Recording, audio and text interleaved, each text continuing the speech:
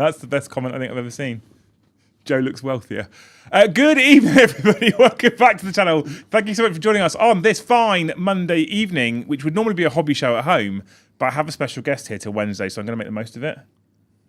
I've got in the description, I've called you John Heresy. Thank you. It's better than Jesus, right? Why am I Jesus? Yeah.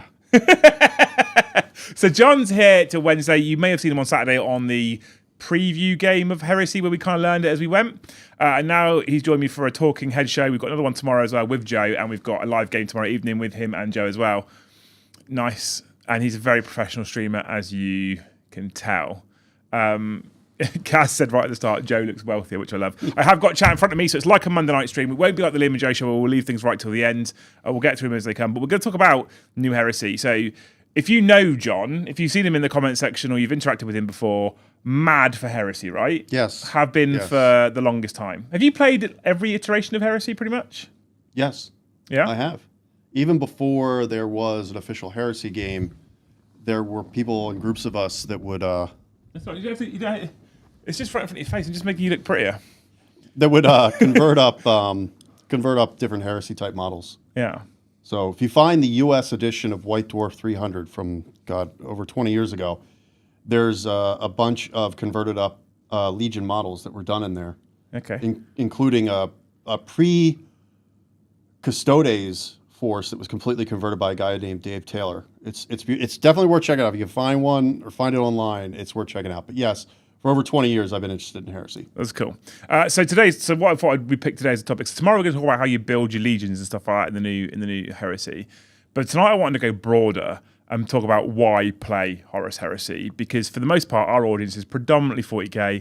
We've got some people that are interested in AOS, but I wanted to ask that question: why play Heresy? First of all, though, I need to thank you for 50 gifted before you even turned up. Well, that wasn't me. Okay. That was somebody else. Okay. I mean, the profile picture looks very much like you. And then, thank you, Evan, for the one gifted. So we're on 51 already. And Liam and Russ, thank you for the 2. Why is John a god? I'm a very poor god if I am a god. So why did you decide to play? Because I've been interested in Horus Heresy for a while, and the reason why I've been interested in Horus Heresy is simply because of the narrative. Yep. Right. So when I started playing Warhammer, some people's journeys is different to this. It's the opposite way around. When I started playing Warhammer, it was all about the tabletop game. It was all about the miniatures. I was a kid at the time. And I had no idea about this narrative that exists, right? And as I became an adult, I think it was when I went on my first operational tour, if I remember rightly, I started reading the Horus Heresy. And I didn't know it existed before that. And I fucking loved it. And actually before that, I wasn't really all that bothered by Space Marines either. Yep. And I started with Horus Rising, and I read the first 3, and I was like, this is incredible. And that got me interested in the Horus Heresy. So when specifically they launched the, was it the Burning of Prospero was the first plastic box set, I think, for Heresy? Yes. Yeah. I actually owned that box for a while. I never did anything with it, but I was like, I'm really interested in starting to replicate the narrative on the tabletop from Horus Heresy. The problem I had at the time was predominantly no one I knew played it. 40k was still the dominant game system, and there was a significant amount that was still resin. Yes. And I really hate resin.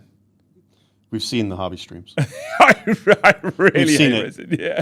There's actually going to be an intervention tomorrow for Liam and resin models. Yeah. Well, I mean, this is becoming less of a problem. Yes. So I have a theory. Joe thinks I'm wrong. Joe's got a different theory. I have a theory that in a number of years, I don't know, 5, 10, 15 years, there won't be any resin sellable from Games Workshop anymore. It'll all be plastic. I agree with that. You reckon? Yeah, I do. Because Joe thinks that for the most part, only generic stuff will be plastic and Legion-specific stuff will always be resin. I suspect, and we could take this in any order you want. I mean, if you want me to jump into that, or you want me to jump into my history with Heresy, we can do it in any order. I mean, whichever you so. Or why I play Heresy. Yeah, the question is why you play Heresy. I suspect if we go through the history, your history, you'll get a picture as to why John plays Heresy, and maybe some people can resonate with that and go, actually, I'm now interested. So start wherever you want. I'm easy for it. It's like a live saga almost. Yeah. This. Okay. Yeah. So for me, I got into the game about 20 plus years ago, and the first Legion or the first army that I gravitated toward was Chaos Space Marines, Thousand Suns, World Eaters.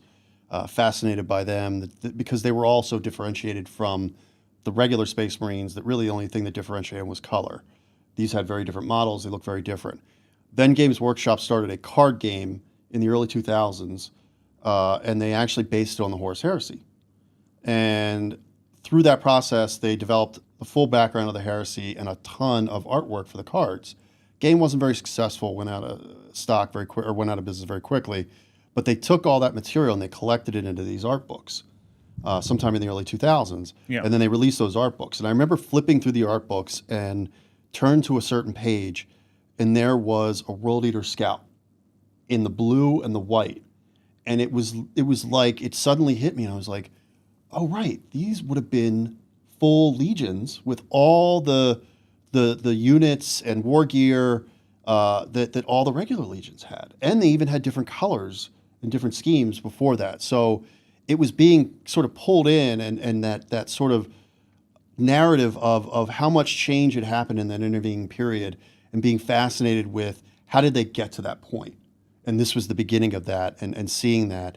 And from then on, I was fascinated by the Heresy and the process of sort of the perfect Imperium that then, due to just a couple of jerks, Erebus, that it all sort of fell apart. And you know, there wasn't much to latch on to back then. There weren't a lot of models or anything like that. Like I said, there were a group of us that did converted models, and they got into White Dwarf and stuff like that, and that was kind of cool. I painted up that World Eater Scout. I still have it to this day. But then in 2006, they started the Black Library series. And that's when things really exploded, because now they were going to flesh out everything from A to B. And that really started to develop the narrative. And it was obviously wildly popular, more popular than they ever imagined. I think they thought they were going to do 6 or 7 books. They wound up doing, 54? Plus another 10 on the backside of Siege of Terra, right? And they even hit the New York Best Time Seller list, right? And so from there, a gentleman by the name of Alan Bly, who worked in the Forge World studio and did a lot of the Forge World Imperial Armor books back in the day, began to build a framework for a Horus Heresy game. And the prototype of that was the Badab War, the one that they issued like volumes 8, 9, or 10 or so, was the framework for the beginning of that, and he proved it was successful and it was proof of concept. And then in 2012, they started the Heresy. And I think there was always a feeling in Games Workshop that they couldn't put Primarchs on the table because they were so powerful and so strong and so identifiable that if they got killed in the game, that it would just break the whole, suspension of reality, immersion, whatever you have. And so they were always afraid of doing Primarchs, right? That's why you didn't really see them. Well, they couldn't avoid it. They were going to do a game, and of course they put the Primarchs on the table. People played them, and you know what? Nobody's head exploded. Yeah. It worked perfectly fine. And I think we wouldn't have Primarchs in 40K today if they weren't successful in 30K. I agree with you. I mean, I think they could have got away with selling Primarchs even if they didn't have rules, though. Because if you think about collecting a legion, I think it could be argued that you would collect your legion of Sons of Horus, and they might never give you the rules for Horus, but they give you the model. Right. People are going to buy them and have them as a centerpiece, right? Absolutely. Because for the most part, a lot of people use their armies as a display piece when they're not using them on the tabletop. Yep. I would argue there are models that they've made, the Manta, the Mastodon, even the Warlord, that are 99% display models. Yeah, right? 100%. They've got some rules. You can use them one-off, but, picking them up and using them day-to-day like you would a captain or a lieutenant isn't really what they're designed for. Yeah. You're absolutely right. I do think they would have gotten around to making Primarchs in that way as sort of, very displayed level models, but the fact that we can play with them on the table, I think, is given to Heresy. And so just that narrative structure, all the large-scale stories that happen in Heresy, and then the individual one-off sort of stories that happen at the ground level. You can go all the way in and you can go all the way out and have an amazing experience either way. And that's the part that I like, the fact that you get to dig into the bones of 40K and play around with these and, have a little bit more of complexity in the rules, right? So when we started Heresy, they basically piggybacked on 7.0. And 7.0, and I know was where you kind of came in and is near and dear to your heart. But I'll be honest with you, as somebody that started in 3rd edition, 7.0 was a bit of a mess. It was. Because it was trying to be 2 different game systems. It didn't know if it wanted to be a skirmish system or a squad-based game, and it was trying to do both. They introduced flyers in 6th and 7th. It was a bit of a show, but for Heresy, it works because all the models are generally relatively the same. Yep. And then you just apply special rules to them. And you didn't have that formations crap that you did in 6th and 7th that got really complicated, made army building really complicated. So in that sense, you could have a more complex level of rules than what ultimately became 40K in 8th edition, where arguably they sort of streamlined the rules, made it a little bit simpler.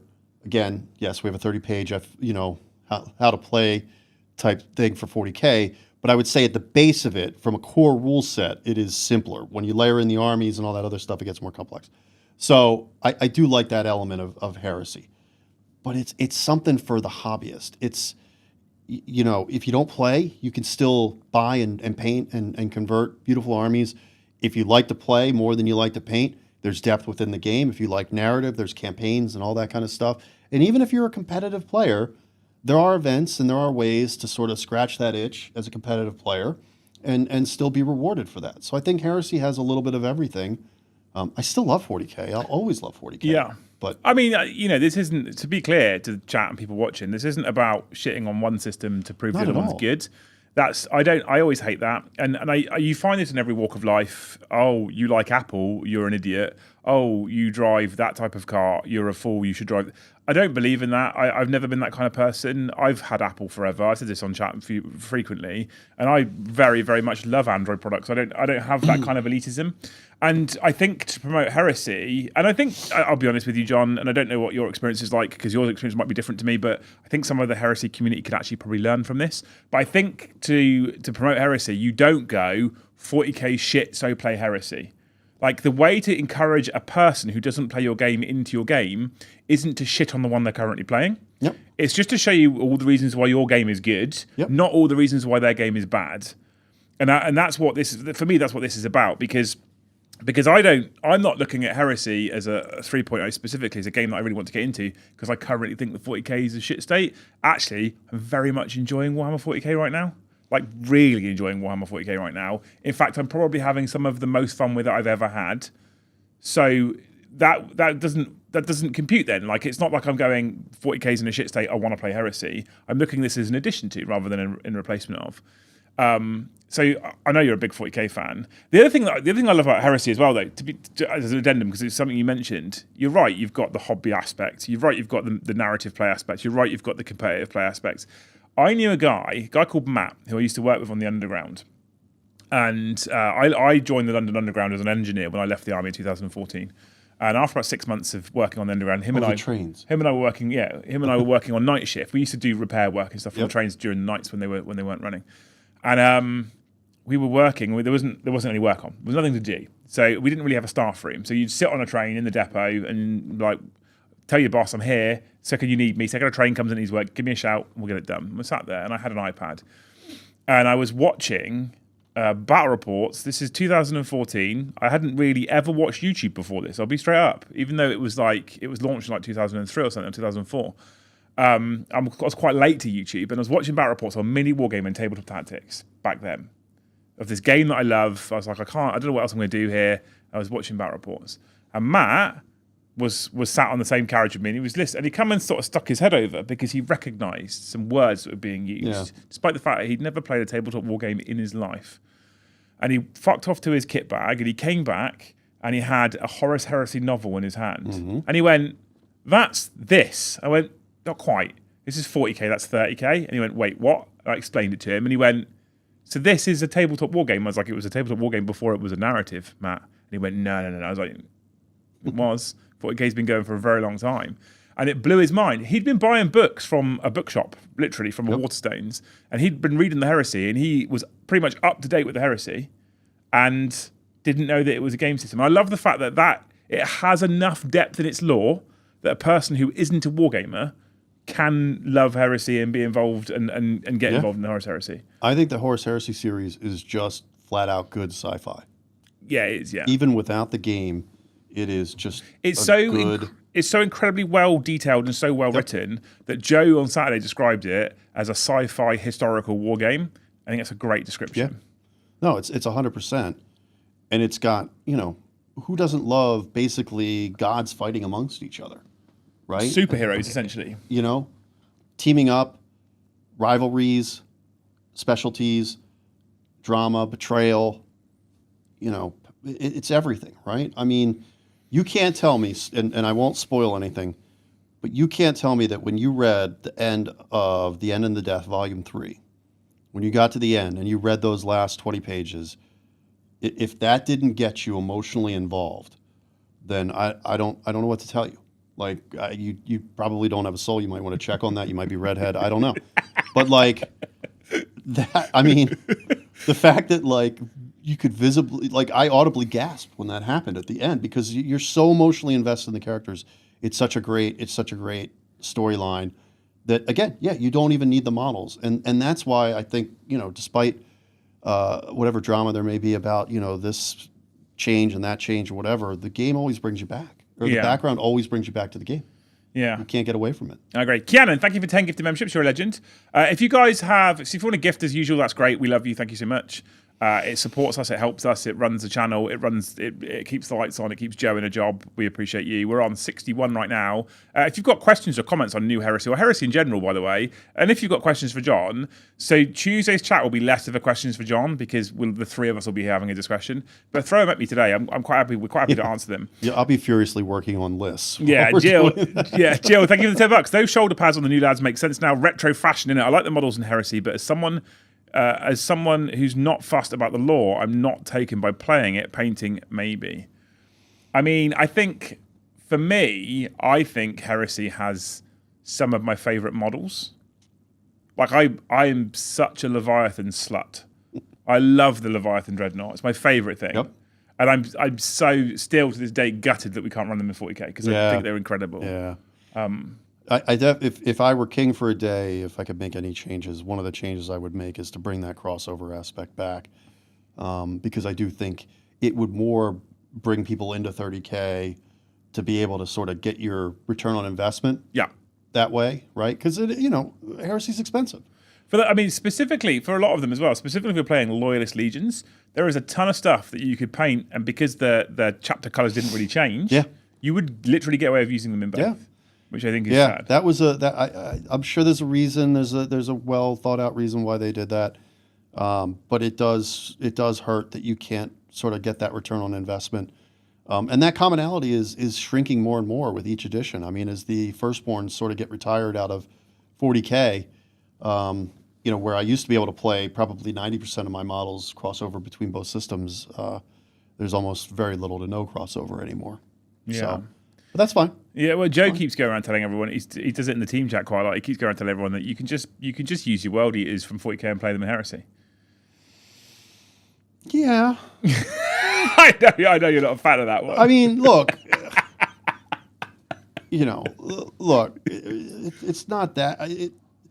I think, yes, if it were Joe, we'd find a way to make it work. But in general, I don't think that statement necessarily holds water. Yeah, no, I agree with you, but I think if there was clear defined units, maybe with a little bit of kit bash work, I wouldn't want to put a barrier up to stop someone from playing the game. Yeah.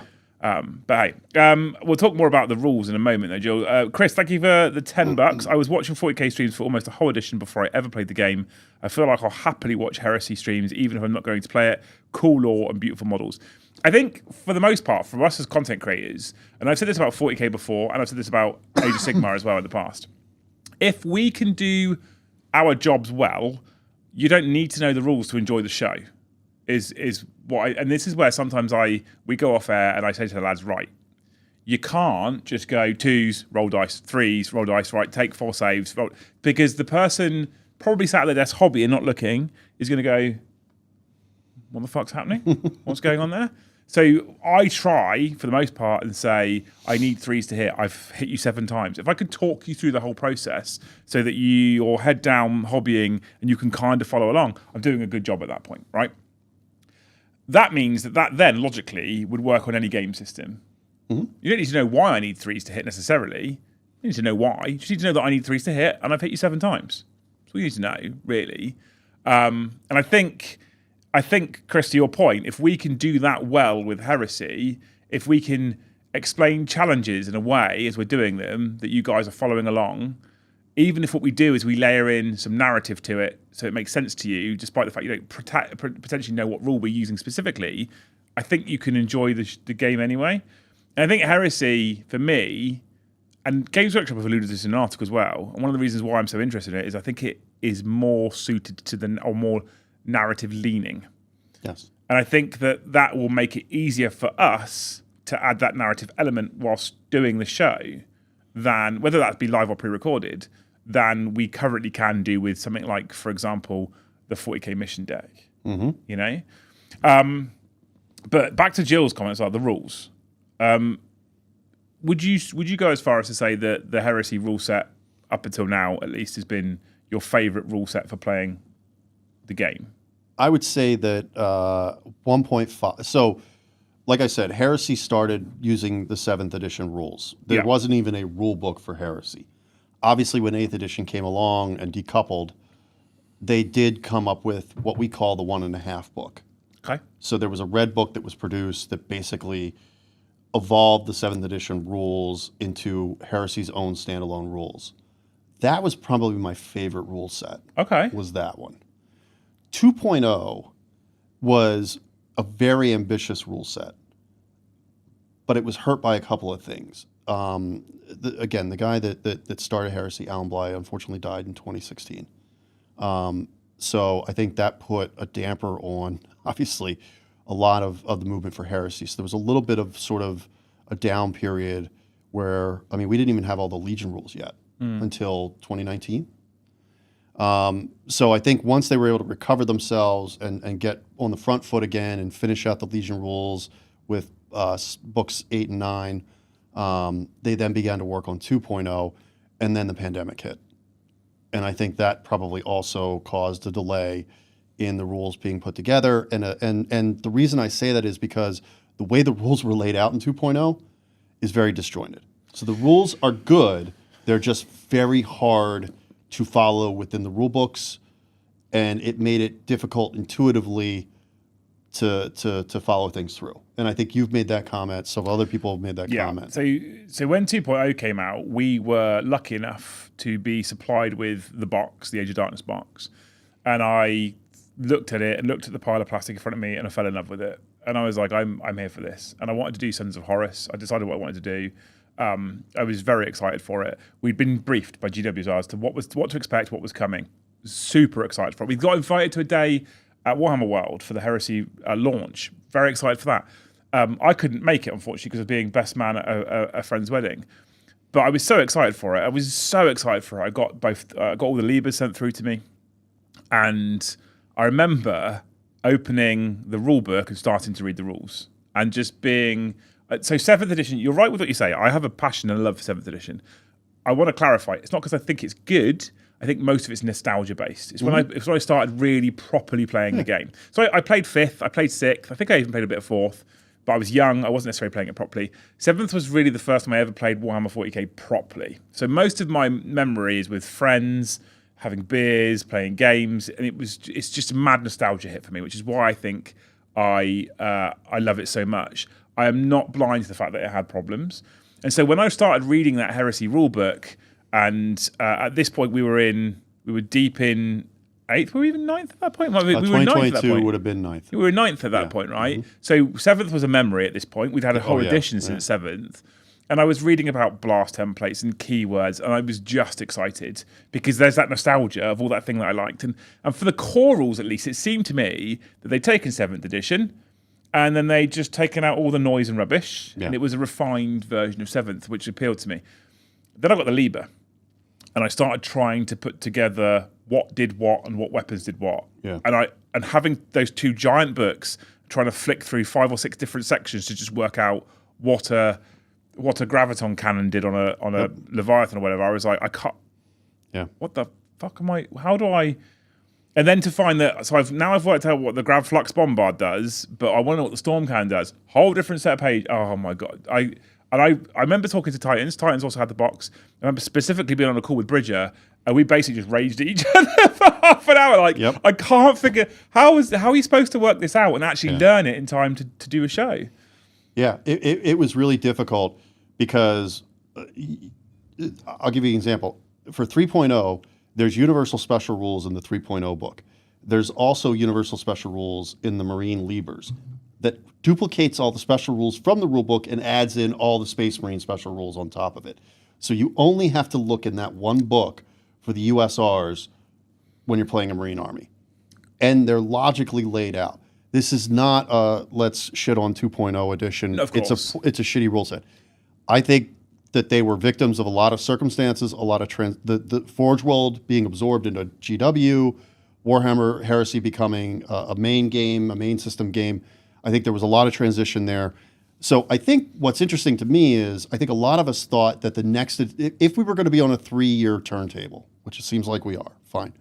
I think a lot of us thought that the next edition of Heresy would be more akin to a 2.5, 2.5, that they would just take the existing rules, they would streamline them, they would reorganize them, eliminate some of the duplicate. I mean, you had fearless, stubborn, and inexorable, right? Like 3 rules that all kind of did the same thing. Yeah. You probably didn't need all 3 of those, right? So like collapse it a little bit, under the purview that an inch of water is clear, 100 feet is not, right? But still have way more depth than a 40K game. What we got instead in 3.0 is a little bit more than what I think we were expecting, right? I'm not saying that as a criticism. I mean, I think Warcom did Warcom things again. I think Warcom did 10th edition Warcom things. I think they told you a bunch of things that then haven't seemed to come to fruition. We haven't really adjusted the rules apart from all this new stuff we've put in. Right. They did this in 10th, and I'm always now a bit cognizant of what happened in 10th edition, and I'm always a bit aware of what happened in 10th edition with the launch. And when Warcom puts articles out, I'm always like, I'm going to wait and read the rulebook myself and make up my own mind. Because 10th edition, the less rerolls, less lethal, less killy, more simplified not simple edition, all of those things, nonsense, right? So when 30 pages of explanations later. So Warcom going, we haven't changed the rules, and then Warcom going, here's all these brand new statistics you never had before. Like, I mean, look, at the end of the day, GW's a company, they got to sell you something, right? Mm-hmm. So, like, I get that. And Warcom is a sales pitch. Yeah. Right? That's totally fine. I think you have to be, it's interesting to me, right? Because right now we sort of have 4 main systems, right? We've got 40K, Sigmar, Heresy, and the Old World. Yeah. Right? Those are sort of your 4 main systems. We have the other systems, Blood Bowl and the rest, but those are specialist games. They're off the cycle. My view was always, my view when they organized it that way was that 40K and Sigmar were going to be your simpler systems, easy, sort of the old Blizzard mantra of easy to play, difficult to master. Gateways, right? Yeah. And that there wouldn't be as much functionality in those armies in the sense that, like, what you get in the box is what the options you are going to have, right? Mm-hmm. I always kind of viewed that the way they were going with this was the Heresy and Old World would be a little bit more for the expert gamer. So while we're not going to have sort of the free-for-all of conversion that we might have had 20 years ago, that it's going to be like 60% out of the box, 40% conversion, right? And okay, if that requires a little bit of 3D printing, a little third party, that's fine. Most of the revenue and profits being driven by 40K and Sigmar. If we're making some money here on the side and we're serving a market and we're giving a place for people to evolve to and stretch a little bit of the different muscles, that's great. That's fantastic. Let's do that. What I think we're getting is a little bit more of akin to what 40K is, which is what's in the box is what you're going to get. And that's an interesting choice because it's one thing to sell something, but it's another thing to sort of put everything in the same box and expect the same result from this when you have a totally different marketplace that you're selling to. And I get that that GW is always looking for who's going to buy this thing 5 years and 10 years down the road, right? And they have to think that way. They have to think that way because a lot of gaming systems don't think past the Kickstarter, and that's why they die out. Yeah, of course. So, like, credit to GW. As much as you want to, as a lot of crap that they get from people in business practice and all this kind of stuff, man, they're a 50-year-old company. And that's not by accident. No, well, they're a 50-year-old FTSE 100 company as well. Yeah. Right? I mean, you kind of can't argue with that. But at the same time, and again, it's a very myopic viewpoint. It's my own viewpoint, the people that I talk to. But, like, at the same time, it's like a little bit of the do no harm philosophy of, like, can we not have our cake and eat it too? Well, like, I think from my perspective at least, we're going on a bit of a tangent here, but I'm into it. From my perspective at least as well, the biggest moneymaker for Games Workshop is 40K. Bingo. Right? Their second biggest moneymaker is AOS. Right? Maybe. So AOS and 40K are their main revenue The vending sources. machine might be the second. Well, yeah.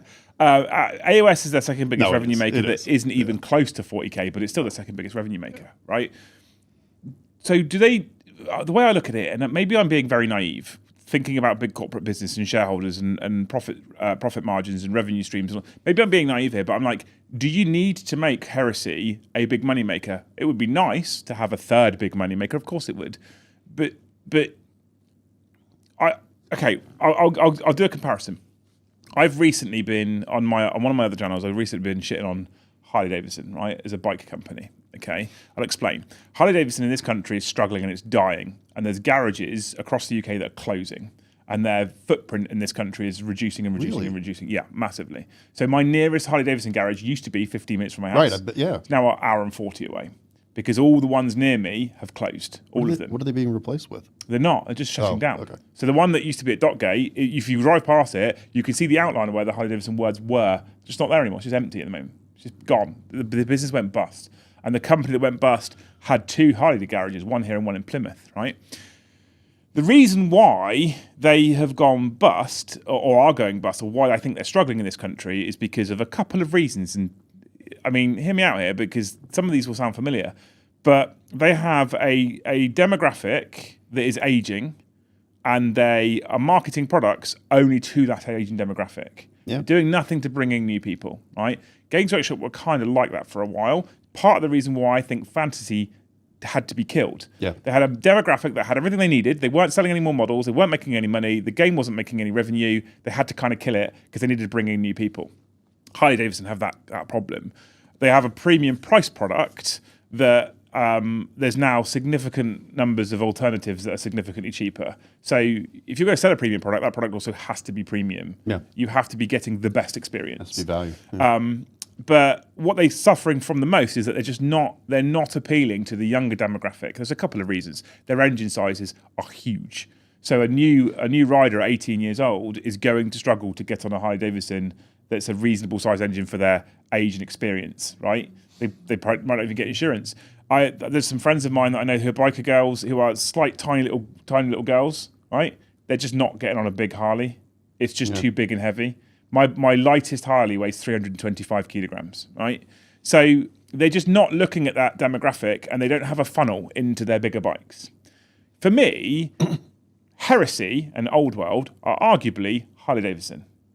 Their demographic is the old guard, the people that were playing from years ago. They can bring new people in. Harley Davidson do bring new people in, but that is not how they bring lots of people in with that package, with that Heresy package, with that Old World package. So for me, 40k is the gateway in, and I think they should have done it even better. I think that Kill Team should have been the gateway into 40k, which is the gateway into Heresy. Yeah. And then you have perhaps something like Warcry, gateway into AOS, gateway into Old World. And you have that funnel system, because what you spend on Kill Team will be 5-10x with what you spend on 40k, which if you think about it is going to be 10x again what you spend on Heresy. Yeah. And you have that customer go through that journey. I think making Heresy like 40k, what you get in the box is what you get in the box, there's less kit bashing, is a mistake, if I'm honest. I think it doesn't then become a funnel. It just becomes another version of the same game with slightly different rules. And I think that's wrong. I think that's a mistake on Games Workshop's part, because what you're going to do, okay, so maybe the 40k players will be more inclined to move across to Heresy because it's more similar, but you're just going to piss your old guard off. Yeah. And if you look at other companies, so Jaguar, for example, they've recently done a marketing campaign, and what they've managed to do is piss off all of their current customer base. Well, at least they're consistent. I mean, so you've got Jaguar on the one hand, Harley Davidson on the other hand, and the answer really is in the middle. How do you bring in new customers and service your old customers at the same time? Keep them both happy, keep them both engaged, and keep them spending money, realistically, is what you want to do. And I think the way to do that is by having that funnel and having that feed through. And I think Games Workshop stopping some of what you're talking about is probably not. And I don't want to shit on them. Again, You're right. They're a FTSE 100 company. You know, they've been going for 50 years. I just think it's a mistake. I do too. But there's a couple things we don't see is, GW has finite resources. We know that they have trouble meeting demand, right? So some of this is, how do we scale up what we have, right? And how do we get our most bang for our buck out of what we have, right? So we don't see that aspect of it. And I also think, to your point, if GW knew for a fact that they could get more customers by making these changes, even if everybody that played Heresy when 3rd edition winds up dropping it in 5 years, but they could replace them all with new customers by doing this, they're going to do it. Yeah, they'll consider that a win. They'll do that. From a business perspective, they'll consider and that a win. I think, you know, and I guess we're talking a little bit around the issue of what we're talking about here. There's a little bit of controversy that's going on in the Heresy community that's come out in the last few days around the Liebers hitting the airwaves with the NDA going up, where a lot of options for units have gone away. Yeah. A lot of options for units have gone away in a wholesale way that I haven't even seen in 40K, like when we went to the sort of limited options for some of the 40K armies, like Blood Angels and stuff like that. They just kind of retired those units, right? And just sort of said they're legends now. We're not making them anymore. Some of the, you know, putting melta pistols on all Inferno guns on all the Death Guard or Death Company. Yeah, we're not doing that anymore. So that does happen in 40K, right? But it's much broader in what is happening in Heresy, and I think that's caught people off guard, and I think it's also, you know, obviously put a little bit of a crimp in people's armies, because now, you know, some people have designed their entire armies, and a lot of their armies are invalidated, or a big portion of their armies are invalidated, and that's a feels bad, right? It is a feels bad. And I kind of thought that GW was kind of getting away from that, because they've done it in the past. They you know, we have a term in the hobby called squatting, right? Something gets squatted, and that's because there used to be an army called Squats that GW completely shit-canned coming out of 2nd edition. Now, they did eventually bring them back in the form of Votan, but for a period of 20 plus years, they shit-canned a whole army, and it was called squatting. So I thought that they had kind of gotten away from that, but here they are, and they're doing it. Again, I don't think they're doing it just to make people feel bad. Oh, no. I don't think they woke up one morning and they're like, how do we piss people off, and how do we do something really dastardly? There's a goal, and there's a process and a strategy involved in what they're doing. What would be helpful is if they just told us what it was. I mean, this is our biggest complaint forever. Like, just be transparent. Like, Joe, and one of Joe's biggest complaints ever is just fucking communicate to us, for Christ's sake. And even if you don't want to communicate direct to the audience, let us know. So the amount of times we've asked questions on things that we're supposed to be showcasing, and we're like, if you give us this information as to why you're doing what you're doing, we could at least attempt to soothe the community a bit for even our small reach. But if you've got every creator singing off a similar song sheet, and it's a genuine design philosophy or a genuine reason for doing these things, then we're not going to be fueled by rage when we do our own content ourselves. Because we understand why. Perhaps you might not like it. You might not like it, but like I said to you before we went live, understanding removes normally half the rage. You'll never get rid of all the rage. You just won't. But understanding helps soothe that. Yeah. But that being said. And I don't think what they're doing is because of rules, interestingly. That's a whole different topic, because for the most part, those unit options and upgrades could conceivably work in the current rule set in 3.8, right? Well, we're going to find out that they do, because the community is probably just going to FAQ them in. Well, that's actually a real positive, though, for Heresy as a game system, right? So the activity in the community. So when I think about, like, okay, let me be clear. I'm positive about 3.0. I'm positive about the future of the game for one of two reasons. Either GW is going to catch up and say, okay, fine. Here's a couple of FAQs. Here's a couple of ways to add this back into your army. Okay, here it is. We're going to do it on a PDF. They've certainly done that before. They'll do that. Or the community is just going to turn around and say, okay, there's a unit in the game called Immortals. It's a unit that goes with Iron Hands. They have boarding shields. They used to be able to take Volkites, Bolters, or Grav Guns, right? The current entry only allows them to take the Bolters. We have the rules for Grav Guns. We have the rules for Volkites. We have the points cost for those. There's no reason why we can't just say, if you had a previous entry in a previous codex, you could still take it, apply the current points, apply the current rules. That could capture a lot of this. It's not going to capture everything. There's going to have to be some bolt-on on top of that. But I generally think within a few months, we can get back to something where nobody has to take their army and, like they did in Fantasy, and set it on fire. Do you think? Yeah, one moron. Do you think, in your experience playing Heresy, is that sort of thing quite common? Because I Yes. think if I went to play 40k with a unit that doesn't exist anymore and I can't take it, not even got a Legends data sheet, I'm like, yeah, but hey, but I know the points, and Yep. my opponents would be like, fuck off, not a chance, not interested. But in Heresy, do you think that's kind of more commonly accepted? Yes, there and we talked about this on Saturday's game, and this, it wasn't like we all got together and decided this. There wasn't some sort of secret meeting, but somehow through just sort of common sense, the community came to this rule of 1 dreadnought per 1,000 points, right? Because dreadnoughts went to toughness in second edition; they were very difficult to destroy. You know, if you took 7 of them, your opponent could just bounce right off of them, whatever. So we kind of, everybody sort of agreed to this. And there are certain channels out there like Heresy Hammer and SN Battle Reports that also sort of came up with their own house rules around. So, for example, you could take Artificer Armor in your attack squads. That was a 2-up armor save. You could just take the saves on the 2-up armor save until you failed it.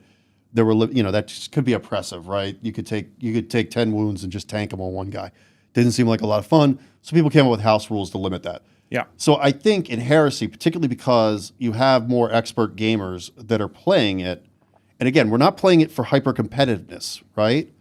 We're playing it to be able to get an outcome where everybody has a good time and we tell a story. I think the community is perfectly capable of picking this up and taking it over. I personally don't think that's the best answer. No, but it's an answer. But it's an answer. And eventually, GW always winds up doing the right thing, usually after they've tried everything else. But they usually do get around to doing the right thing.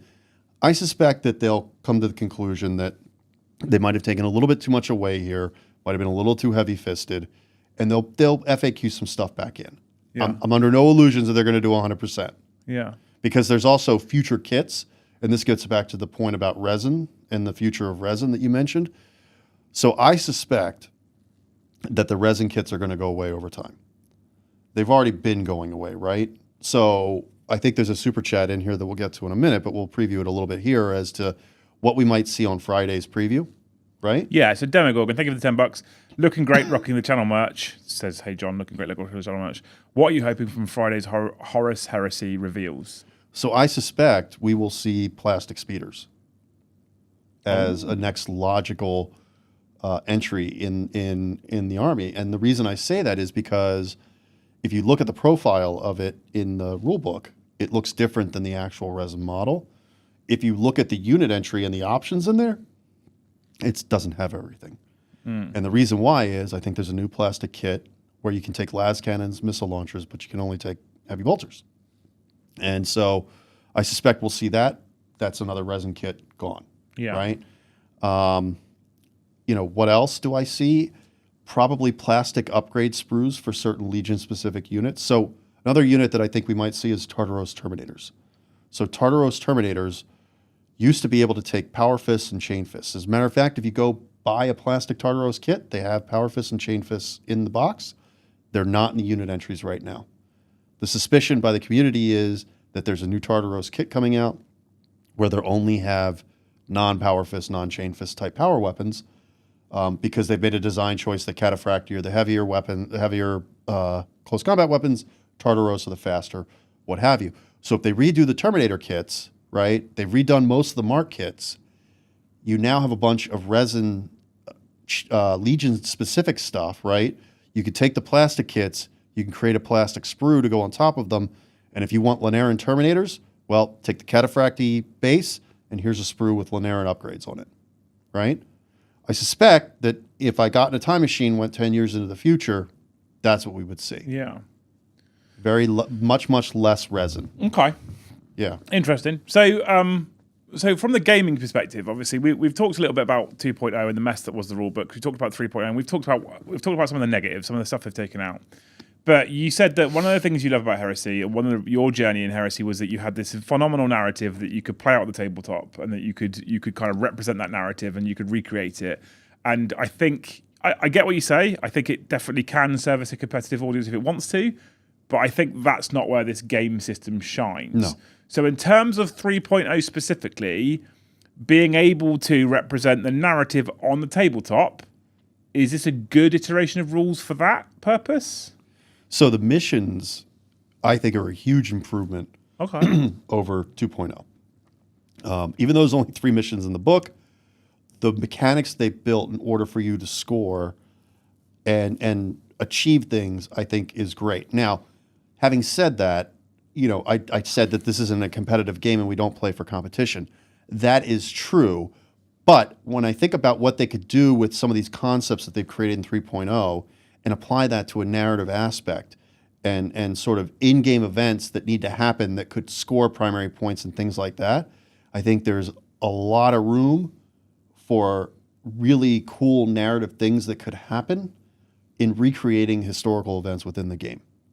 I think first you have to master the basics of how missions work and how these concepts work. So what I'm talking about is this. They've assigned certain special abilities or traits to certain units, like line. Line is for your troops. If you score an objective and you have line, the number that is next to line is the amount you add into addition of the primary points that you score. So I didn't explain that very well. So if a primary objective is worth 3 points per the mission, and you have line 2, you get 3 points plus 2. This emphasizes that you want to take your basic troops to go and hold objectives and take objectives. There's another concept called Vanguard. Vanguard is when you knock people off of objectives, you get bonus points. So if you're Vanguard 3, if you kill that unit off of the objective, you score 3 victory points. There's another rule called Expendable. If your unit has Expendable, you subtract the victory points that your opponent would score if they kill your unit. So if you're Expendable 2, and if your unit's Expendable 2 on the objective, and the Vanguard 3 unit kills that objective, they only score 1 point, not 3, because you subtract the 2 from the 3.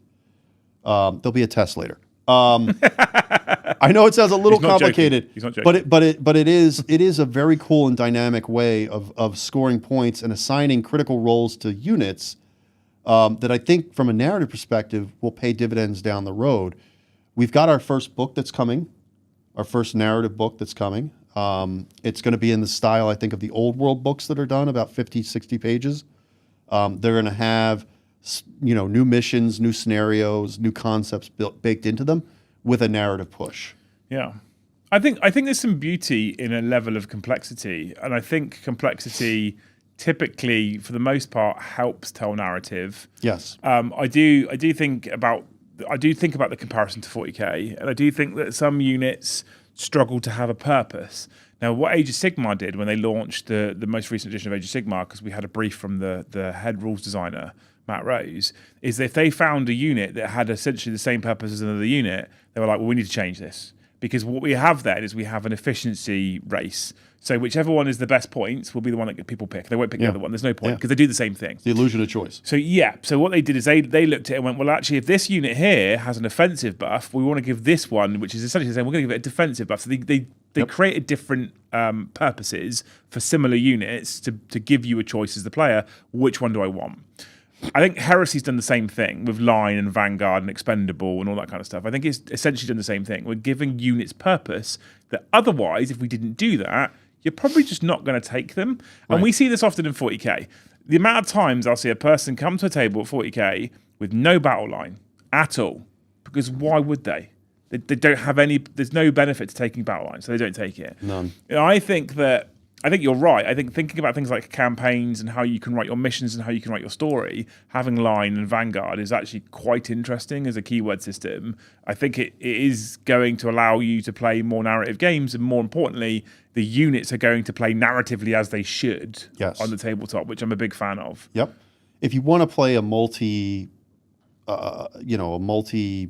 campaign over a period of 4 or 5 months, you have to you have to have a measurement of victory. Yeah. Right. Like, if you just want to recreate sort of Ferris versus Fulgrim and that type of thing, I mean, maybe you don't need victory points and stuff like that necessarily. If you just want to recreate that, but you can do that. But you can. Yeah. You certainly can.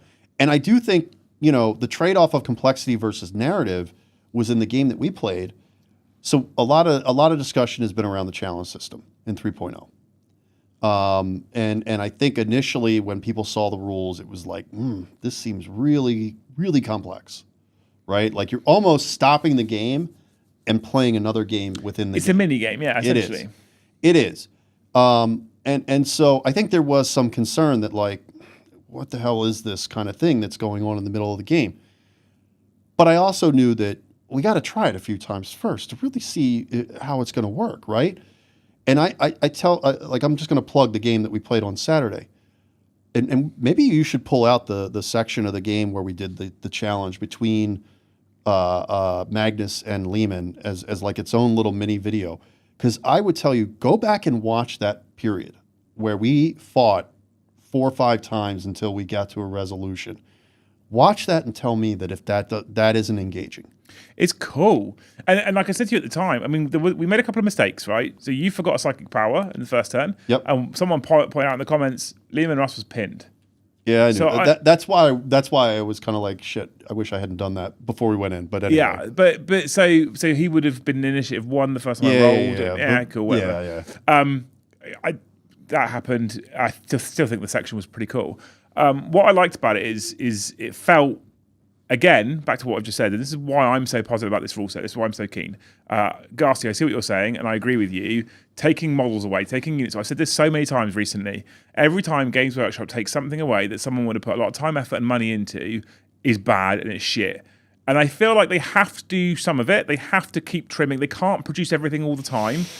So I get they have to do a bit of it. The scale in which they're doing this for Heresy, I think, is the only real negative for me personally. The rule set, I think, is great. The challenge system, when I skimmed through it, I liked it. And I like the fact that we've played games of 40k where 2 things have been locked in combat for 5 turns and it doesn't really resolve and nothing really happened and it's just a bit dull. We've done the same in Age of Sigmar.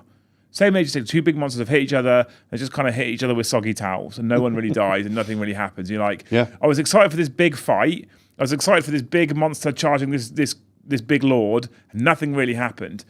And I think that challenge system gives you the chance to resolve that. But not only does it give you the chance to resolve that, it gives you a chance to have a result, to have someone come out as the champion.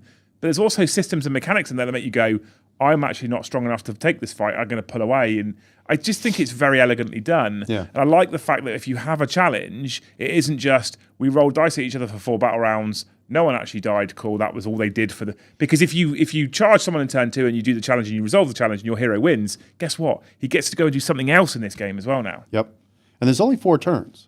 Yeah. There's only 4 turns, so there has to be a mechanism, because a lot of times in Heresy, when you play 2.0 and you were only playing 4 turns in a mission, if you threw 2 Primarchs into each other, even if they challenged each other, they're just going to beat each other and not die.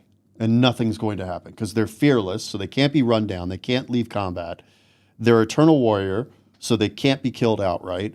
They have 6 wounds. They're usually really tough, and they usually have really good invulnerable saves. So unless you're me and you can roll 5 1s out of 4 dice, you just beat on each other for 2 or 3 turns and nothing really happens. Exactly. The challenge system solves that. Chris says, does the challenge system have to carry on? No. The challenge victor of a round can choose what happens. You move to the glory phase, and they can choose to disengage. There's also in the gambit section, there are ones you can select that essentially let you basically pull out of combat. Yep. Essentially, stop fighting the challenge. So honestly, I think the challenge system is really, really nice, and I think the rule system is very. And I now it's going more and more plastics. We've got the old Mark III, was it from Burning of Prospero? A little bit, is it Mark III Burning Prospero? A little bit small now. We've got the Mark VI from Age of Darkness. We've now got the Mark II from the Saturnine box set and the Saturnine stuff. The plastic kits, like, not forgetting the Fellblades coming. Well, Mark III was redone. Mark IV is the one that needs to be redone. Is it? Okay. Yeah. So we've got the Fellblade, we've got Leviathans, we've got the Demos pattern Predators, and we've got the Spartan, and we've got the Rhinos. There's so much plastic now. So as a man who's anti-resin, I'm looking at it and going, I'm looking, Joe's painting my Space Force, I'm looking at building a Sons of Horus army. If I really, really wanted to, I could have a few characters that are in resin, like Malakhurst and Horus, and pretty much the rest of my army could just be plastic. The core units of Heresy, I would say the majority of them are now plastic. Yeah. They've got plastic breachers coming as well. Oh, I can't wait for those. They don't have the plastic Outrider bikes yet. Yet. I don't know if they will this edition. But they don't have those. They're going to have speeders. Mm-hmm. They've got plastic jet bikes already. Yep. There's loads of stuff. So there's not a lot of core units, common core units, that aren't plastic already. Yeah. We've got the Deredeo. There's the Contemptor. All the dreads are now. Yeah, it's amazing. Honestly. Heavy weapons. special weapons, they're all done now. Jump packs close are combat coming. weapons, jump packs, right? I mean, things like sabers, the small little fast tank, they're still resin. I for now. also do love the fact that you can pick up 40 Marines in Mark 6, and then you can buy I do love this, and it is expensive. The Heresy's still going to be more expensive than 40k. But I love the fact that you can buy those 40 Marines, and then you can buy a box of heavy weapons and a box of special weapons and a box of jump packs and a box and a box and a box. And you just have 40 bodies and all these bits. And then you can make stuff. That appeals to me a lot, actually. Yeah.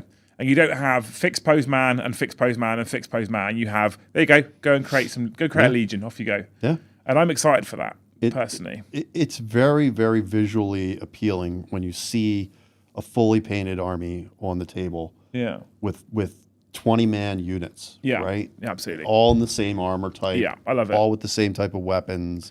I'm here for it. All the same schemes.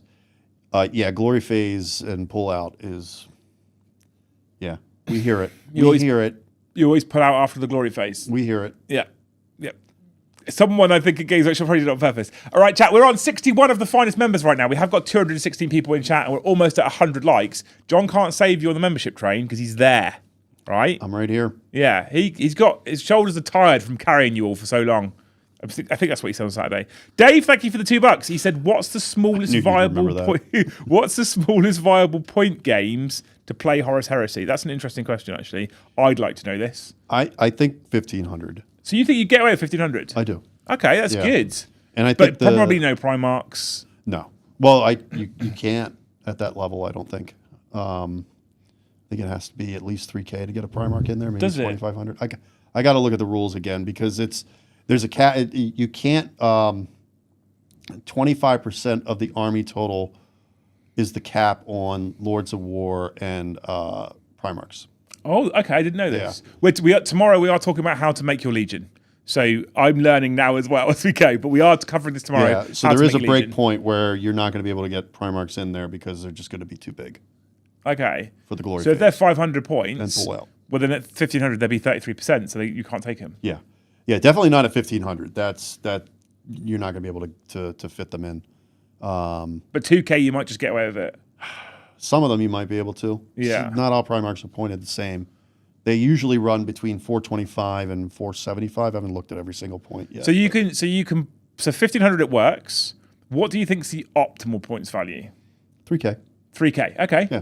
Interesting. Which is what we played on Saturday. Yeah. Which, when you said, by the way, when you said to me before you flew, we're going to play 3K, I was like, it's going to be a long game. Yeah. It really wasn't. No. It was okay. It's not too bad. Again, how did we arrive at 3K? I don't know. There wasn't a meeting. There wasn't a memo. But somehow everybody got to 3K. 2,500, I think, is a comfortable points level, too. Yeah. I think you can make it, do a really good game at 2,500. I'll be honest. I've never played anything less than 2,500. Okay. We even, in 2.0, we started playing 3,500 because we were finding that we really just wanted to stretch out the cool units that we could bring. So adding an extra 500 points, we tried to emphasize bringing sort of Lord of War choices at that point. Brass Scorpions, Mastodons, things of that nature. Things that you really, can't find in 40K universe. Lehman says in the main rule book for 3.0, you cannot take a Primarch in a game less than 3,000 points. Okay, that is the rule in there. Okay. I couldn't remember.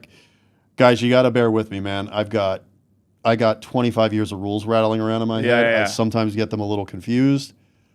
I know in 2.0 it was a percentage limit. It wasn't an actual points limit, but they did put a points limit. And this is why we're so grateful for him coming and digesting all these rules for us as a Heresy player, because I skimmed it a bit. Joe didn't read it at all.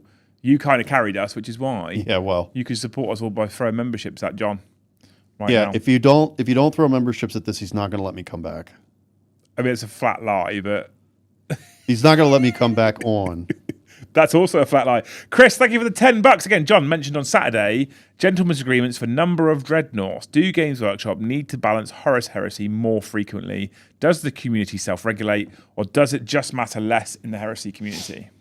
The community self-regulates pretty well. Yeah. And I can tell you, sometimes we stumble onto problems, right? And they're not always obvious. I remember the first 2.0 game that we played.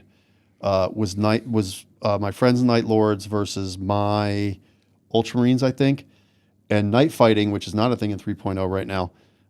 Basically, Night Lords got to ignore, and it was a shit show. So, like, as we found things out where things weren't perfectly balanced because they didn't want to cut off the narrative aspect of something, we just sort of house ruled or had gentlemen's agreements that, like, you just limited on what you were going to take. Because, like, I mean, look, there were certain legions that if they played other legions, if I wanted to table somebody by turn 2, I could do it. Or they could do it to me. But, like, what's the point, man? Yeah. Like, again, since we're not playing in tournaments, we're not really playing competitively. I love playing competitively sometimes. But man, if the point is to, like, have fun and to play the full 4 turns and to make that last dice roll count, then yeah, we self-regulate a little bit. But the community's good about that. Well, I remember when 2.0 came out, it was shortly after it came out, that Pardo from SN, by the way, check out, I'm going to shout him out a few times on the Heresy-based streams, because he's the guy I know who does the most Heresy content, and he's mad for it. He loves Horus Heresy. So check out SN Battle Reports. Pardo's a lovely dude. But shortly after 2.0 released, I remember that he did set out some SN house rules. Yes. Right? And he got a lot of grief for them, and people disagreed with him. And that happens. It's opinionated, and people have opinions, and opinions don't always have to be the same. I also found that shortly after, a lot of people end up basically adhering to those same sort of rules. There or thereabouts, the same kind of house rules. Yeah. So, you know, I think it's not too far-fetched to suggest that in 3.0, if there's issues, as we spoke about with things like loadouts, the community will probably self-regulate. I mean, come on. We used to have to self-regulate 40K before GW became more frequent with their FAQ updates. I mean, there were the dark days of 5th and 6th and 7th. Although, I think self-regulating 40K doesn't work now. Not now. Because it's too heavily focused on tournament. Yeah, no, not now it doesn't. But back in the day when it was more akin to what Heresy is now, you could get away with it. You're right. I don't think you could do it now. There's too many factions and too much focus on competitive play. Again, I'm not saying that's a bad thing. No, I agree. Happy for everybody. But if it's a competitive game, you can't rely on a self-regulating community. You have to treat it differently. Yeah. Yeah, you absolutely have to have a referee, right? Yeah. You have to have somebody come in and, to use an American term, call balls and strikes. Then that's fine. I don't think that works as well in Heresy because it's just, they're going to favor the narrative over the balance aspect of it and let the community kind of sort it out. And trust me, you know when something doesn't feel right. You absolutely know when something doesn't feel right. Do you get many of that guy in Heresy in your experience? Yeah, they wander through. They wander through and then they wander out. You deal with them. We had a guy that was at my local store that was a little problematic, that we would just take turns playing every week. We would just rotate him around until eventually he kind of faded away. Yeah, you're always going to get that guy. Shit, listen to me. I guarantee you, I've played somebody in my 20-year career, and I was that guy. I think we've all done it once. I guarantee you I was that guy. But I think if the game is more focused on telling a narrative story, you're less likely to stumble across that individual. Because if he tables you in 2 turns, unless it's like the Drop Site Massacre, he hasn't really told the story. Well, you're just going to kind of look at them and be like, okay, what was the point of that? Yeah. Like, we weren't playing in it. Like, if you go to a tournament, and you get tabled in turn 1 out of your 3 games. It's unfortunate, but like, hey man, you signed up for a tournament. Yeah. It's the point. Yeah, I think it's expected at tournaments to a point, yeah. But if we show up for Heresy every week, and every week I'm getting tabled on turn 1, something's got to be assessed, because that's not really how the game should work. Yeah, okay. Thank you, Clive, for $2. He says, plastic direwolf Titan when? Well, actually, it's interesting you asked that question, because John has a Titan-based theory, don't you? Sorry, I wasn't paying attention. I was reading some comment about my crotch shot. Oh, yeah, there's been loads of comments about your crotch shot, don't you worry. So Clive says, plastic direwolf Titan when? Plastic direwolf Titan when? And I said that you've got a theory on Titans, haven't you? Does this come off? Not easily. You're going to get yourself covered in in deer fur. Oh, okay, deer fur. So there's rules in Heresy 3.0, which charging more for the stream. Which I really like. Which is that better, fuckers? Yeah, fuckers. They're on 67 members, John. We can almost be polite to them. Almost.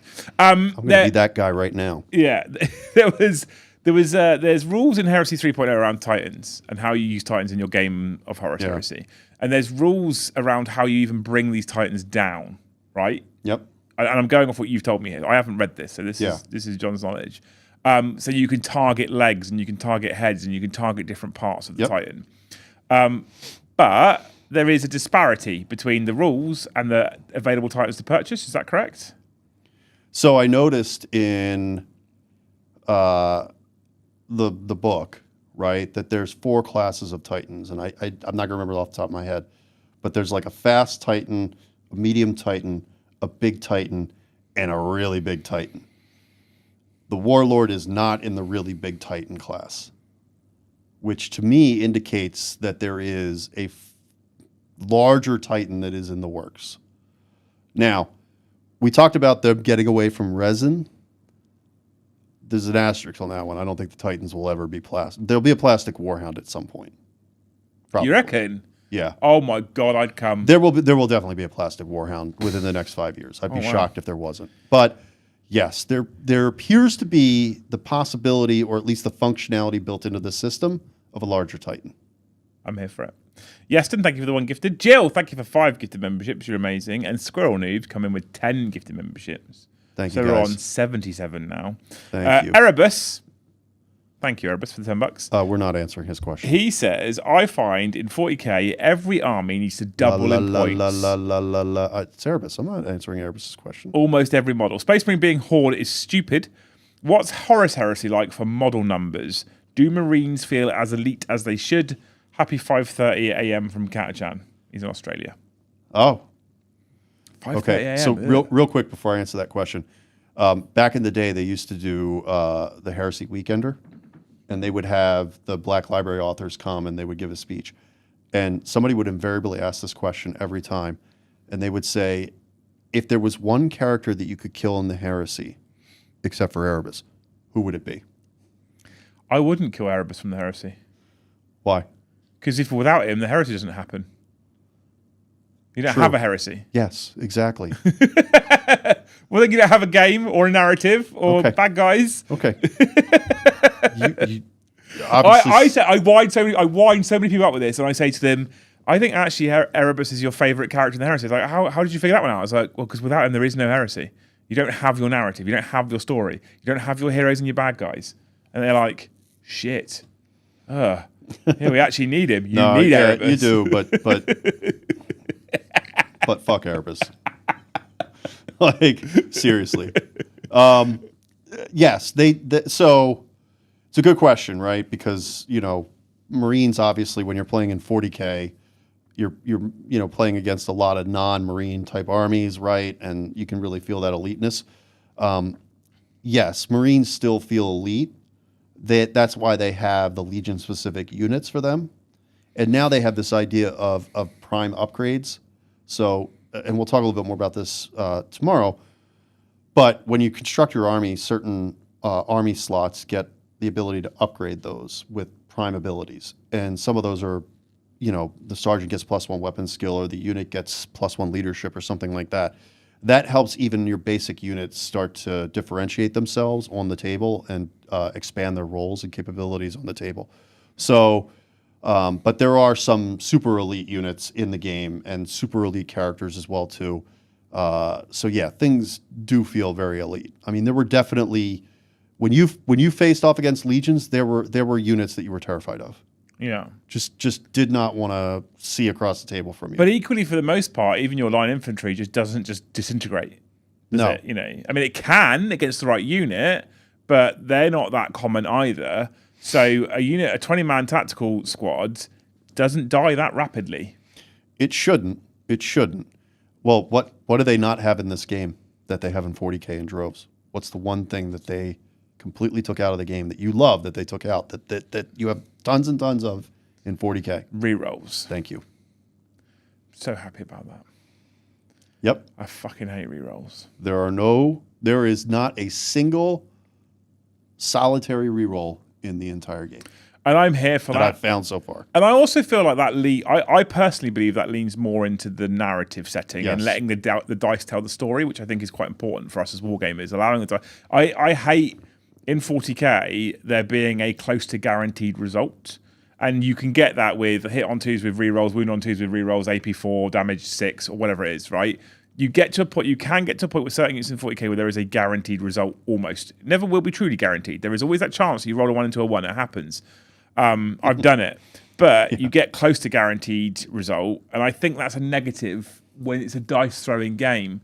And I think that it becomes more of a chess game that I move that unit there, that unit's dead. And I see it at tournaments, right? You're talking at the end of the game. I move that unit there, they're going to kill them. You're like, yep, cool. There's no chance they don't. I'm like, it shouldn't be like that with dice. It should be we need to roll it out because they might not kill them. Yeah. It's important. And I think that when you introduce reroll, and I think Games Workshop have got a number of issues for me with 10th edition personally. And again, this isn't me shitting on 40k because I fucking love 40k. But they've got a number of issues that they're the masters of their own destiny here, unfortunately. Coming away from weapon skill and coming away from the way that old ballista skill worked, and I know Heresy doesn't do that anymore either, and coming away from things like initiative means that they have a very finite number of results now that are possible. Mm-hmm. So because of that reason, they have to introduce rerolls to try and show a unit being more elite than another one, right? Yeah, that's a good point. It's the only way they can do it. Yeah. Because they're determined to stick to a D6 system. They're not going to move to a D10 or D12 or a D20. So they only have 6 results on the dice. And the only way they can get from 6 results to more results is by introducing a reroll. Okay? And that's how they can increase or decrease probability to show a unit is more elite than another. The other problem I think they have is they've had the issue of the toughness and strength race. And I think that has hurt them more than it has given them benefit. Toughness has raced up to counter that. Strength has raced up, and then you've got weapon systems that are obscenely good in the game against everything. And you don't have much. We talked about with Line and Vanguard. You don't have units that are all that specialist anymore. You have units that are able to take on anything, absolutely anything. So we saw with Paddy and Joe a couple of weeks ago a Judicia and some Blade Guard run in and pull down a Knight Titan in melee in 1 round of combat. And I think that shouldn't happen, for me personally. Generally shouldn't. Yeah. Generally shouldn't. But once they went to armor save modifiers and a wound system, there's always going to be this tension between lethality and non-lethality that they're never going to solve for. That I think the AP system gets to a more elegant... I like what they've done with the AP system, the evolution of the AP system. In 40k? In 40... No. In 30k. Okay. We don't have an AP system in 40k anymore. We have armor save modifiers, basically, right? Yeah, okay. We have rend or whatever they want to call it. I guess they still call it AP, but it's really an armor save modifier, right? Yeah. You don't have that in 30k. What they've come up with is this concept of breaching, right? I love the breaching concept. When a weapon rolls a certain number on wounding, the AP goes up, right? And they did that. They came up with this concept. I mean, they always had rending, but they really leaned into this concept in 2.0 because there was a problem with balancing units that could take all plasma guns against a unit with 3-up saves. So like if I got hit with a plasma support squad and it was AP2 and I have a 3-up save, I'm just not getting a save and my unit's gone, right? By creating breaching, they said, okay, plasma guns can still be AP2 if they roll a 4 or better to wound. Otherwise, it's just a normal save. That way they're able to balance out the sort of binary outcome of an AP system without going to the arbitrariness, if that's a word, of armor save modifiers. Well, also, couple that again with what we spoke about with the lack of rerolls. You roll to wound, and if you don't roll those 4 pluses, that's the result. That's what's happened this the time. breaks. So, and the new status system also solves for the equation of, well, okay, if things are less lethal, how do I get units? How do I get benefit for shooting units or doing things to units? Yeah. So now I can pin them. They can't move. Now I can suppress them. They can't shoot as well. Now I can stun them. They can't react. And all 3 of those statuses also mean they can't score. Battle shock. Yeah. But battle shock with more nuance. Battle shock with more kind of RPG-based flavor. Yeah. I think. I kind of had that realization today. I was like, holy shit. They basically took battle shock into 30K, but they layered it and made it more nuanced, right? So that it's not just sort of, again, like you're either battle shocked or you're not. And so it has a lot more consequence to it without having to just blow units off the table. Yeah. By the way, let me be clear. I have a different point of view on 40K. I actually like all the rerolls in 40K. I like 40K to be a violent game. I like 40K to be a violent game. I don't like 30K to be a violent game. Okay. Interesting. I think 40K as a violent game is better for a competitive system and a more casual gamer approach, which is why I think people that aren't competitive, that aren't new to the system, do tend to drift towards Old World and Heresy. But that's just my take on it. I don't mind 40K being violent. I get it, but I don't mind it being more violent than 30K, but I think it's got to a point where it's so violent. And we've part of the super chat that we're kind of answering now from Erebus is he says at the start, 40K, every army needs to double in points almost every model. So we're in a position where Space Marine armies in 40K, because of how lethal it is, Space Marine armies are now a horde army in 40K. What the? I'm not showing anything. I've crossed my legs as far as I can go. They're just on the wind up. Don't worry about it. They're horde armies for Space Marines, right? That's a negative for me. Space Marines. I don't mind Space Marines feeling lethal. I don't mind Space Marines walking into guardsmen and obliterating them. I get it. Yeah. I get that. That's fine. Yep. But what I don't want is to see something walk into Space Marines and obliterate 20 of them. Not common units. Not like, I don't feel like we should be seeing, I'm sorry, Tau players, I'll pick on you here specifically. I don't think we should be seeing breaches stepping out of transports and picking up anything Space Marine without any real problem at all. Yeah, breach. You know, that's a problem. Breachers were a little nuts. But, and that's predominantly because of their rerolls, right?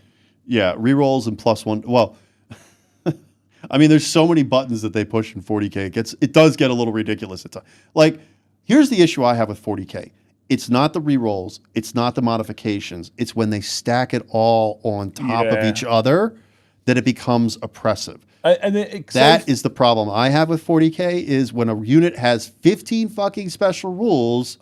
Well, I'm going to take it one step further as well. Is when they put those little articles out and they go, we didn't realise, fuck off. The competitive people in the community found it in half an hour. Yeah, they knew. How did you not see this combination? Yeah, you didn't think that was You didn't think Death Guard was problematic on release? Look at those things flying off the shelves. That's a shame, isn't it? I mean, no.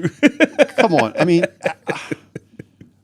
and you know it's only going to last for 3 months. Yeah. So like, yeah, that's the issue I have with 40K. It's not the rerolls. It's not the +1s. It's when they stack it all on top of each other. Breaches is a great example. Yeah, Breaches is just the one that comes to mind because Paddy uses it and he's just using the rules that are available to him. It's a delete button. But it is a delete button. And I don't like delete buttons. And I don't mind the game being more lethal. But I think you could increase points, decrease number of models, still keep lethality and have as much fun. You just reduce some of that lethality. I think you're right. I think Space Marines going into Space Marines, I do want to see it less lethal in general. And I want to be able to play the game. So one of my favourite games to play, I don't know if you've ever played games? it.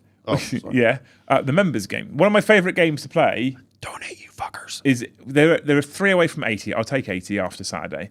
One of my favourite games to play is Bolt Action. Right? Do you know how frequently things die in Bolt Action? They just don't. So you get to use your army and you get to play your army and position your troops and stuff. But spoiler alerts: the Germans lose. Yeah. There are occasions where your dice rolling will mean that something just die. It's normally so spectacular out of the ordinary that it's an exciting moment for both players because it just doesn't happen very often. How many models are you playing with in a bolt action game? Good question. I mean, less, you can, right? It is less. Yeah, it is less. Now, Heresy is kind of more bolt action. Like you say, right? It's like Joe said. It's a sci-fi historical war game. I want to use my Legionnaires.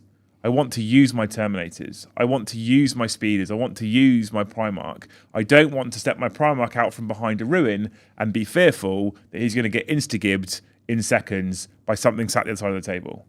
I don't want that to happen. Yeah. You know, and I think that Heresy does that quite well. You get to use your Marines. You shot at a squad of tactical squad. I don't know if it's a tactical squad or the not the Death Sworn, the other one. The other guys with the axes. Grey Slayers. Yeah, and roll saves, one's died. Next time, shoot them. Roll saves, one's died. You're not going, I'm going to shoot one unit at you. Roll saves, all 10 are dead. Yeah. It doesn't really. It doesn't feel like that happens very often. I'm here for that. I think that's good. we didn't break out the heavy support squads, but yeah, that is true. We'll have to see. I guarantee you, there are going to be things in 3.0 that we find over time. They're going to have to be self-regulated. Yeah, of course, absolutely. Yeah. Did I yell? I'm sorry. Did you yell? Oh, well, because I'm crossing my legs. I don't. Just winding you up. You are normally in the chat. You're normally part of the wind-up crew. But I'm always polite and respectful. No, you're reaping what you say. Tony, thank you for 10 gifted. You absolute fucking legend. I love you so much. Thank you, Mordy Hammer, for the 1. Thank you, Ghastly, for 5. Thank you, Complacent Mushroom, for 1. They got to 94. I said I was happy with 80. They got to 94. Mushroom. Complacent Mushrooms is a great these names. I have to finish on time tonight, unfortunately, because I have a meeting at 10 p.m. Well, that's all right. I'll keep going, and I'll just turn everything off. Yeah, I'll leave you the keys and the children.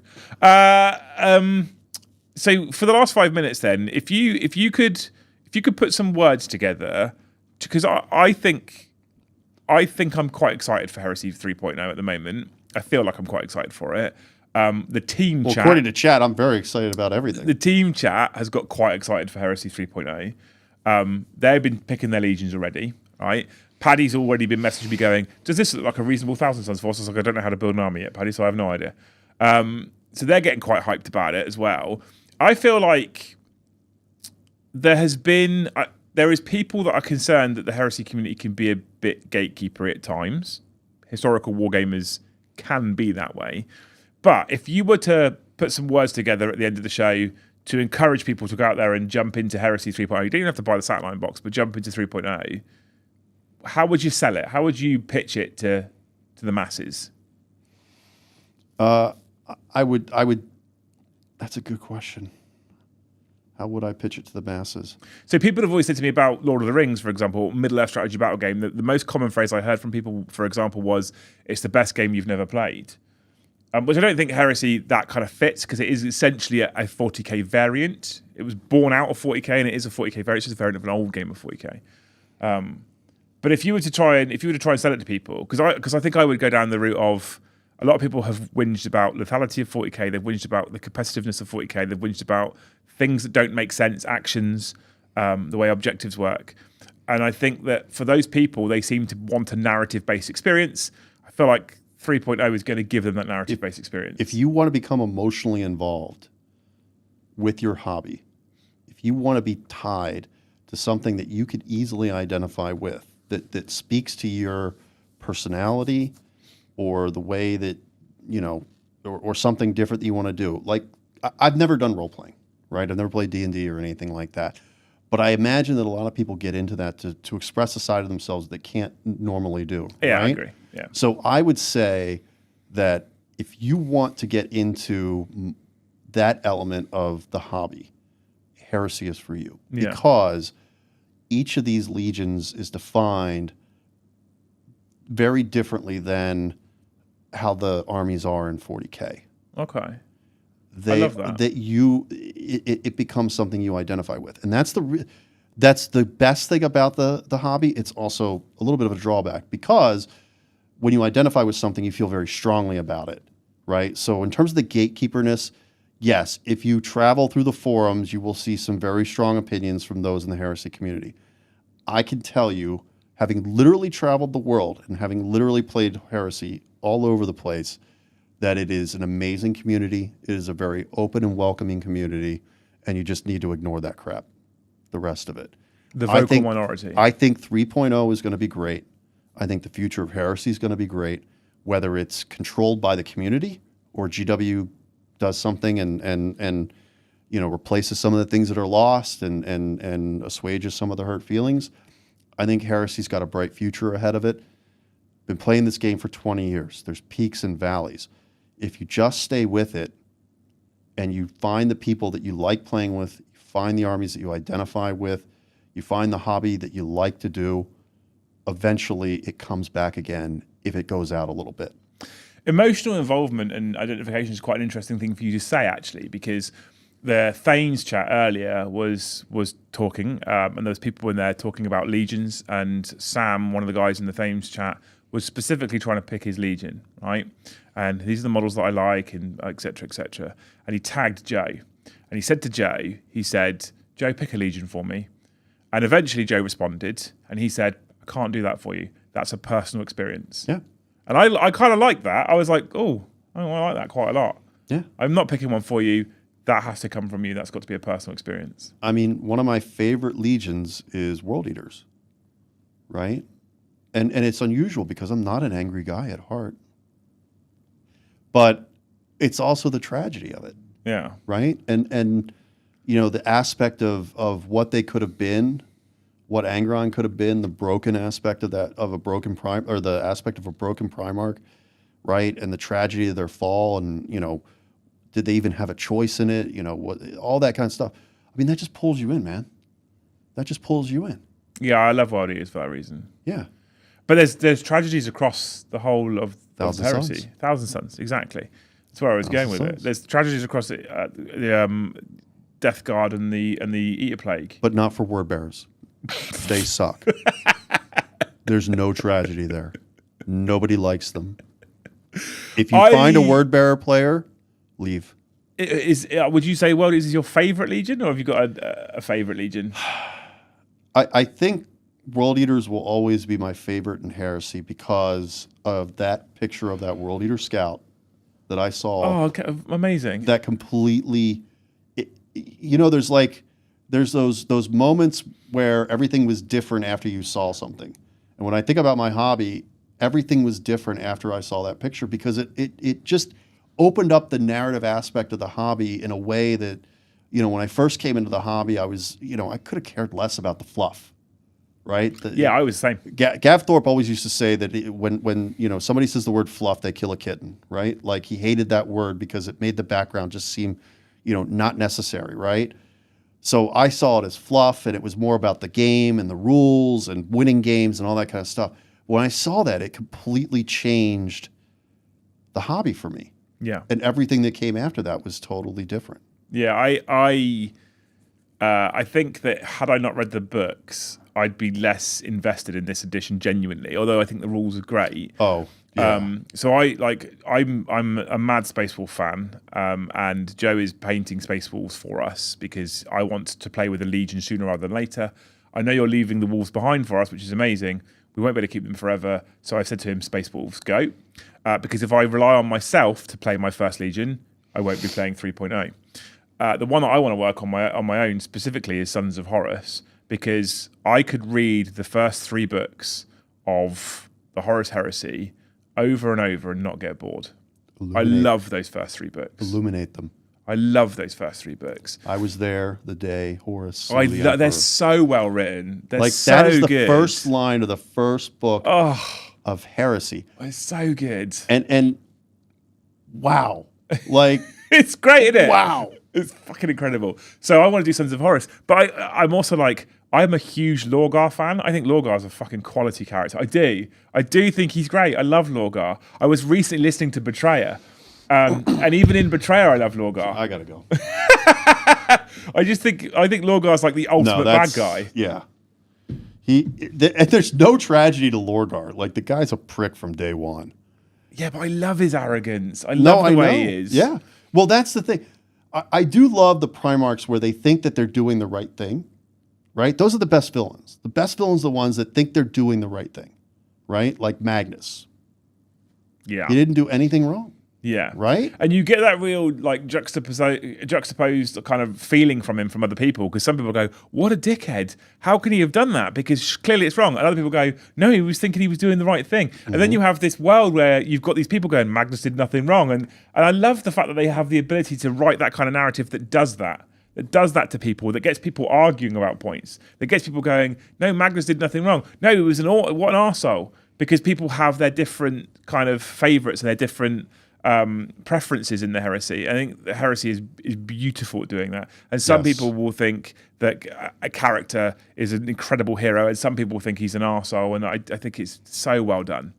And they got lucky. They got lucky that they found a lot of really good authors to write those stories. Yeah, some of them do incredible work. Evan, thank you for the one gifted. That got us to 95. Then Dave came in with 10 gifted memberships. You're an absolute hero. Thank you, Dave. You're a legend. He's also super chatted right at the death. He really is Jesus. Why do I want to start a Horus Heresy now after that? Rejoice, for he has spoken. Sorry, John. I know you don't like the name Jesus.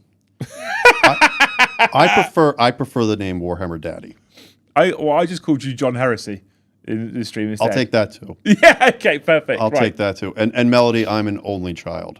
Are you? Yes. Oh, okay. That explains a lot. Hey, Melody. He's coming to join your lot Titans at the end of the week. Well, Melody lives right near me. What, in Baltimore? Oh, no. She lives in D.C. Oh, okay. Don't put her in Baltimore. Well, I don't really know the geography of it properly. Yeah, that's a fair point. When I come over one day, I'll start to learn the geography because I like to go over and learn about culture and history as well, rather than just, which is really easy in America because it takes like 10 minutes. Yeah. All right, you got a hard stop, brother. I've got to stop because I've got to get these kids home and I've got a meeting to do later, believe it or not, in an hour's time. You people have been amazing. Hopefully you've enjoyed the show. Big shout out to John for coming and talking to us about 3.0. Thank you, everybody. I think it was important to kind of go through the journey from 1 to 2 to 3.0, why 3.0 is a good system, and to cover on some of those things that people are a bit upset about and some of those issues that people have with 3.0. I still am majoritively positive. I do agree, and I do think it is terrible when people take your toys away that have taken time, effort, and predominantly with Heresy, a lot of money to get ready to be able to use on the tabletop. That sucks. To do that with no communication sucks worse. I feel like, for the most part, if Games Workshop came out and told us why, people would still be angry, but they might at least have some understanding, and it might drop that anger a little bit. It might kind of calm people slightly.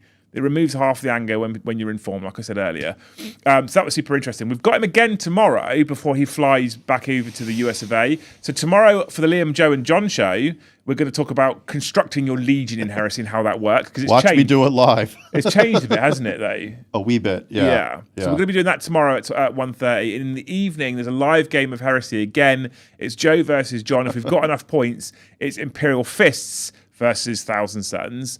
So come and hang out with us for that one at 7:30. And then on Wednesday, he disappears on a jet plane back off to America. And then we'll have to wait to see him again at some point in the future. Thank you so much for hanging out with me tonight. Thank you. You're an absolute legend. Thank you, chat. Thank you, everybody. 105 members is amazing. And thank you for all the likes. It's one of our most viewed Monday shows in a very long time, John.